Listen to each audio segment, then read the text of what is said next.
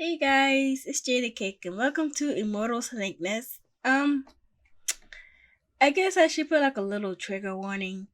I don't know what this game is about, but I think you're like in a hospital and I read that there might be some disturbing images and body horror, so that will be your warning. And yeah, okay, do we have sound in this game? Because I sure don't hear anything. Okay, I still don't understand what had happened. I was at work when suddenly the snake began to move. What? It had taken residence in my skull some time ago. I couldn't recall when anymore. I found it difficult to talk about it to other people, despite always feeling it. Feel when? Do you got like a tapeworm? Every day was a feat and constantly relearning to live with its demand. As the snake loosened its grip on my frontal lobe, I had suddenly found myself feeling lighter, eased. For the first time in a long time, my sigh of relief came in the form of a moan. Excuse me? As my body collapsed onto the floor. What? His face already creeped me out. When I had come to, I was faced with an endless ceiling and a man in a white coat. Good afternoon. I had difficulty making out his face. You gave everyone quite a scare back there. Do you remember what happened? Wait, but I can't see. Say? Yeah, say how many saves I got. I got a lot of saves. Okay, give your turn. Um, no. Well, at the very least, I can confirm that your vitals are normal.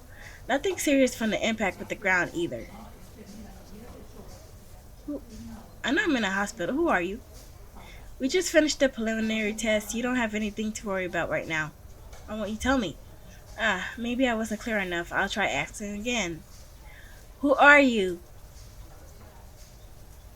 Why are you quiet? He's looking at me as if he doesn't know I finished speaking. Anyhow, why are you ignoring me, sir? We have just one last thing to do, and then you're home free. Sit tight. He squeezes my bare calf affirmatively before rising from his seat and disappearing behind a curtain. I don't like when strangers touch me. Don't touch me. The snake has been clenching intensely ever since I have woken up. Oh God, what is that? It is as uncertain about its surrounding as I am. As cautionary hiss, oh, a cautionary hiss only I can hear reverberates throughout my body. That's disgusting. Like the primordial predator it is, it will not forfeit the comfort of its nest so easily. Controlled, I start from the head. What the heck am I looking at? Unclenching my jaw, I exhale and squeeze the tension from diaphragm. What? My chest deflates in succession. The gentle motion unites the forces binding my shoulders against my side. What?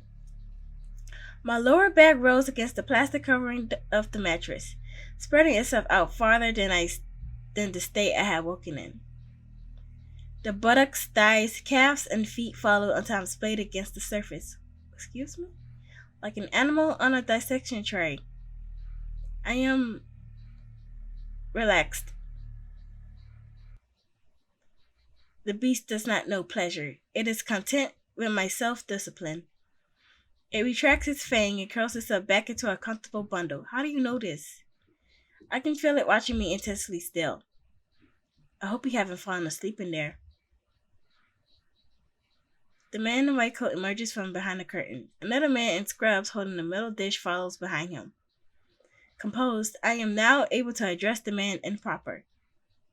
Doctor, while I cannot speak for what had happened to me, I can assure you that I feel fine now. Okay. They know something up. The doctor smiles reassuringly. The nurse wings his fingers along the bottom of the dish. Furthermore, as you can see, my physical and mental faculties have remained intact. If anything, I feel rather refreshed. They know something's up. The doctor's expression remains the same. He turns his head to look at his partner. It's shock, most likely. when individuals emerge from traumatic experiences. Rationalization of the event might be expressed in the form of rambling. Oh, I'm sure you've acquainted yourself with this in your studies. The nurse nods. What do you suggest? Well, eccentric behavior isn't necessarily violent behavior, the doctor explains.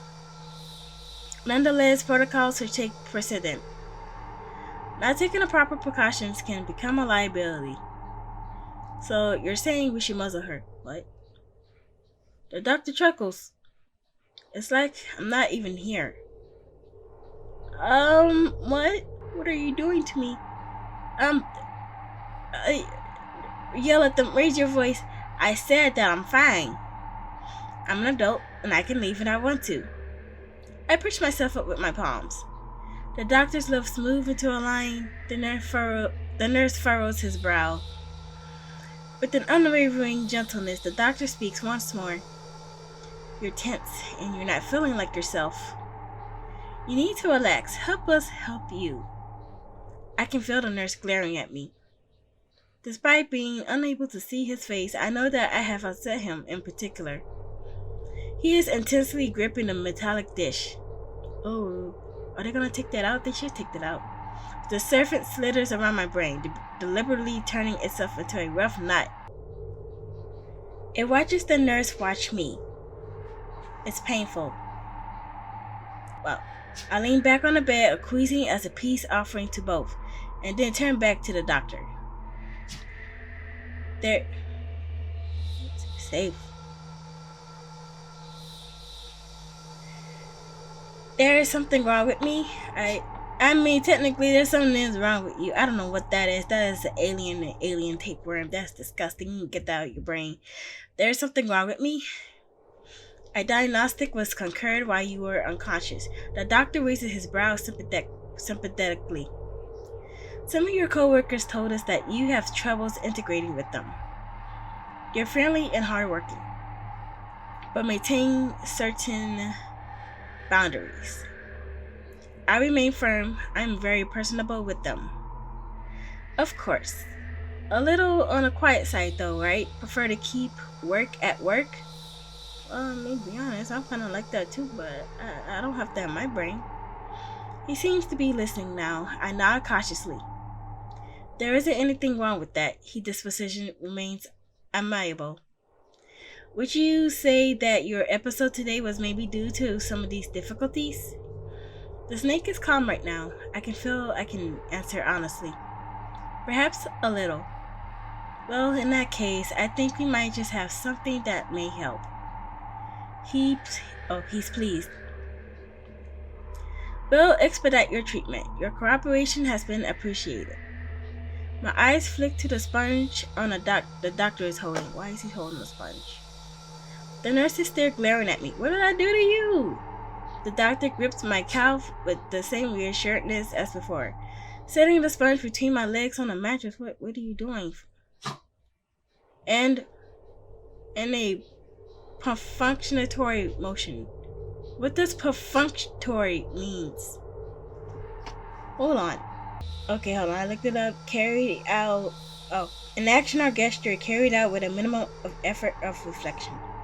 Oh, okay. What is that? What is that? Extracts the serpent from the metallic dish. The snake in my skull feels fear set in immediately. It unfurls and presses itself against my temporal lobe as I reflectively snap my legs away from the doctor. I open my mouth to scream. What is that? But all that leaks out is a confused whine. The snake inhibits me from responding. I bunch the thin hospital-grade cotton blanket against my bed in an attempt to erect a barrier between myself and it. I'm always so mindful of my snake, so why? Without the doctor's request, the nurse strides up towards me and attempts to hold me in place. His form partially obscured my vision. Oh God. In tandem, the snake presses itself against every strip of interior flesh it can find. It gyrates to create a painful friction before burying its fangs and hovering over my cortex. My pitiful blanket barrier has been carelessly crushed by the nurse's body weight. Unable to take more abuse, I finally freeze. The doctor moves toward me with the snake in hand and slides the sponge closer to me. What are y'all doing to me? A pill. They both say a pill. Okay, well, a pill. I don't want to see that. I don't want it. I cough and recompose under the pressure. Doctor, please, I can assure you that I'm just fine. The weight of the nurse does not wane. Perhaps a bit hungry from having slept for so long. The doctor watches a small patch of skin on my leg. The snake perks up, smelling the moist flesh. I hate the shape of it. Unlike the one in my brain, this one is blind. Its olfactory senses do not appear inhibited. However, as it levitates towards the scent, the doctor glides it closer, allowing it to become acquainted like a newborn baby towards a family pet. I feel a thin tongue whip across a patch of my leg. Doctor, I have a very important arrangement this afternoon, and I have no time for an operation. Could we consider rescheduling, huh? Mature, reasonable. I'm sweating globs. I don't know what's happening. There's no one to cry for help to help me. That's why they gave me the first snake. What? Doctor, while I have a sturdy constitution, I may just make matters more difficult for you by being so unprepared. Doctor, I am an upstanding member of society. If I need another snake, then I can independently decide the appropriate avenues and if you gave me at least 48 hours, I will be able to compile reference to who will attest to my character and her hair is so stringy. The nurse says idly, why are you talking about my hair? The doctor's mouth stretches open, letting out an affectionate laugh. And the snake bites down.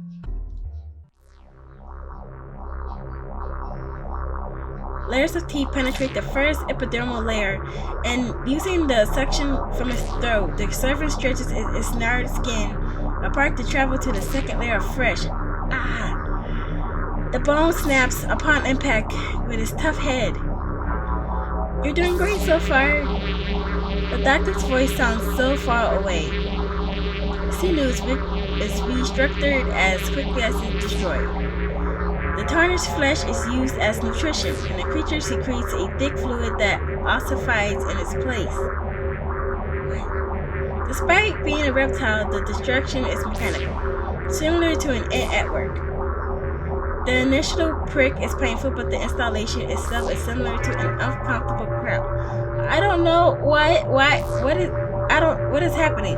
The feeling it wiggle makes me want to throw up more than anything else. I'm unmoving, but the nurse and the surfeit in my brain grip me harder than before. An unnatural process made natural from the inside out. It's not natural. The snake shakes to loosen the entrance of the rest of its body as it propelled inside. The assimilation is complete. My leg hurt. My leg hurt right now seeing this. Look at that. The nurse peels himself off me like a thick strip of gauze, and I can finally see what has become of my leg. Oh God, what am I gonna see? Swollen, fatigued. The wound is still fresh. It's disgusting. What is this? The snake periodically tosses it. In turn, attempting to accustom itself to its new home. My leg is hurting. My leg feels strange. The doctor took his head to look at my face. It'll feel itchy for about 72 hours. I don't like it. Once it's comfortable in there, though, you'll find yourself with a whole new lease on life. The edges of my mouth lift to a weary smile. It's oozing. It's pussing up. We'll put it in a cast to keep it isolated until the incubation period is finished. Speak to the front desk to book a follow-up appointment after you get dressed. You did this without her permission. You're not supposed to do this. What kind of doctor are you? After a week, I go back to work. The boss has a box of donuts in the lunchroom to celebrate my rehabilitation. My co-workers ask how I'm feeling. I tell them a little bit better and apologize for any inconvenience. Everyone signs my cast. Oh, okay. That was what is this game called again? That was Immortal Snake Nest. I don't know what just happened.